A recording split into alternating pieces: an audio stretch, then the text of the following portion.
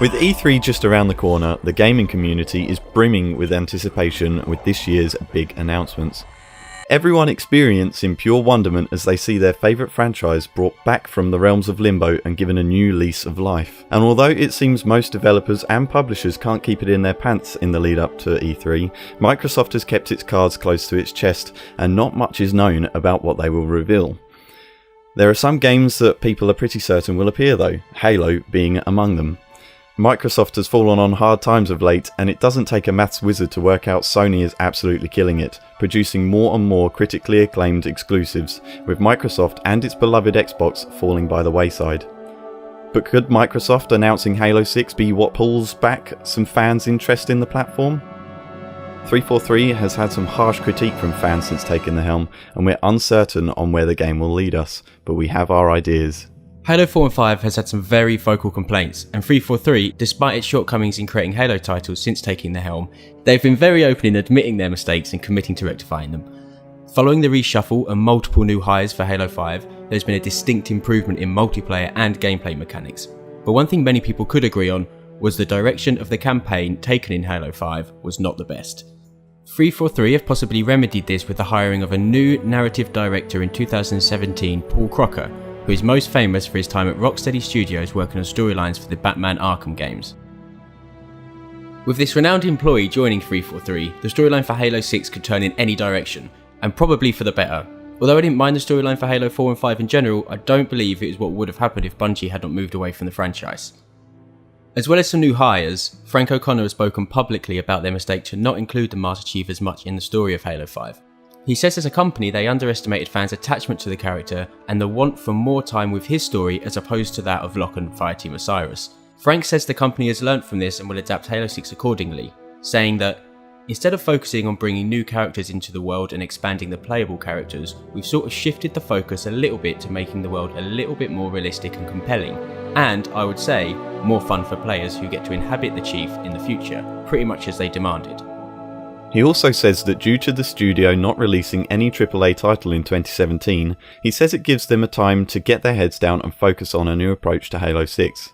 As well as Halo 6, he also comments on the disappointment of the Halo Master Chief Collection and how as a company they need to do better for the customers and fans, so in summary, it seems like they are learning and adapting based on the shortcomings of the previous Halo games, and it seems that they are moving in the right direction for the franchise on the whole. Moving into E3 2018, Halo 6 is a highly anticipated game and one which will probably be revealed at the end of Microsoft's day. There are many rumours surrounding the possible direction of the storyline, and due to Paul Crocker's addition to the team, it could go anywhere. But there are some ideas making the rounds online that are interesting, however strange or unlikely.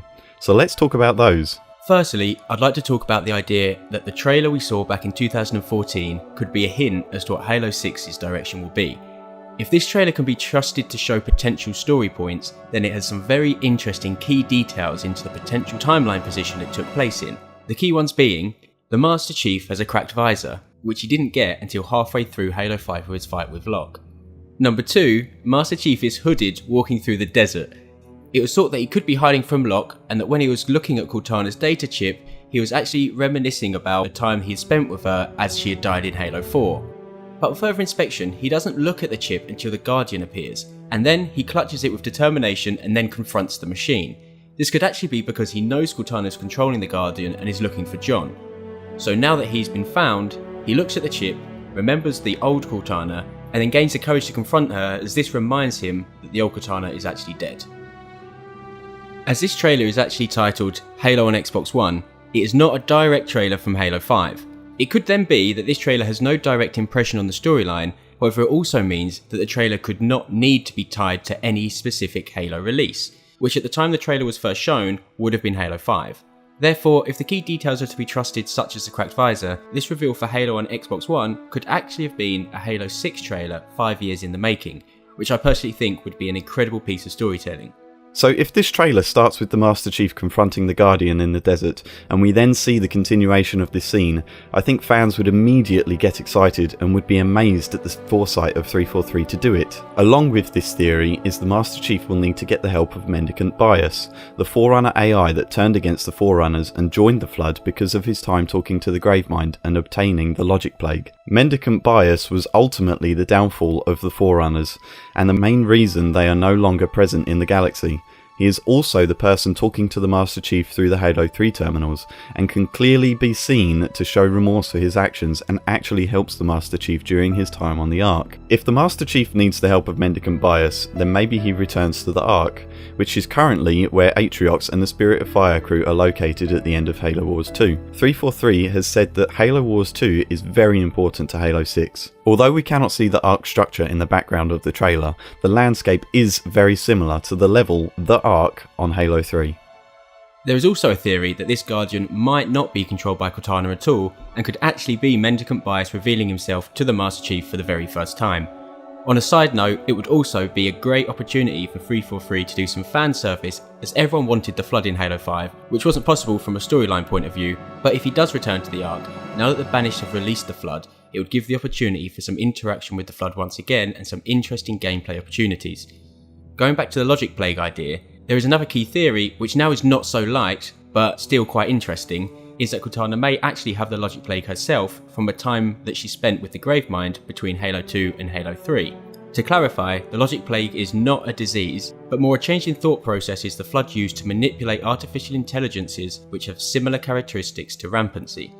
Mendicant Bias was tasked with interrogating the Primordial, almost like the first ever Gravemind, and during their 43-year conversation, the Primordial convinced the Forerunner AI that the Forerunner's idea of the mantle was a perversion of the original intention by the precursors. The Logic Plague is designed by posing many difficult questions and ideologies to an AI, which the AI does not agree with, only to then ask more simple questions and ideologies that the AI can be persuaded of. Once the AI can be persuaded of something the Gravemind has said, the artificial intelligence is more likely to believe that the Flood have some form of intelligent thought and can be believed. The AI then becomes more perceptive to the other ideologies posed by the Gravemind. In this case, the Primordial ultimately posed a question to the Forerunner AI of what the Forerunners believe is the ultimate goal of upholding the Mantle of Responsibility, to which he replied, "Peace amongst the galaxy," among other things. The Gravemind then replied with, "All the thinking things of this galaxy, not just those that they protect, what exactly are they afraid of? Immortality and strength and companionship? Because that is what we do. We deliver all of the living beings of this galaxy from death and weakness and loneliness. In a state of rampancy, this seems like the ultimate plan of action to upholding the mantle. Once everyone has become the Flood, all will be one race, and there will be no wars and conflicts, and everyone will obtain eternal life." Another example from the books comes from a character called Catalogue. The Gravemind floods Catalogue with information about the precursors and their motivation with the Mantle of Responsibility. He also placed a piece of self-replicating code into Catalogue's systems and sent it back to the Forerunner's civilization to spread the code to other Forerunner AI through speech patterns, which ended up with the Forerunners stopping their galaxy-wide information network due to the corruption of the AIs. This shows that the Gravemind can place code or create the Logic Plague symptoms, which don't necessarily become completely apparent immediately. People believe that Cortana may have undergone a similar interrogation during her time with the Gravemind. Cortana resisted the Gravemind long enough to not be convinced, like Mendicant Bias, but the Gravemind tried to flood her with information and memories from past Flood victims to speed up the onset of rampancy to help his task of persuading and converting her. The Gravemind was not completely successful in his task, as John ultimately saved her from high charity, but Cortana says she was unable to completely keep track of the Gravemind's intrusions into her system.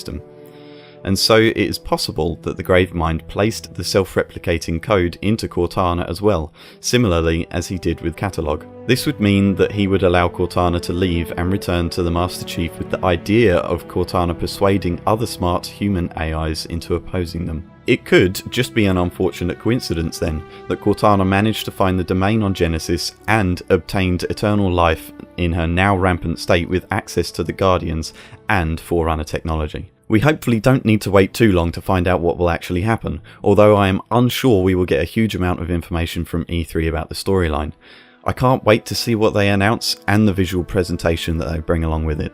We hope that you found this interesting, and we'll see you next time for more Halo content.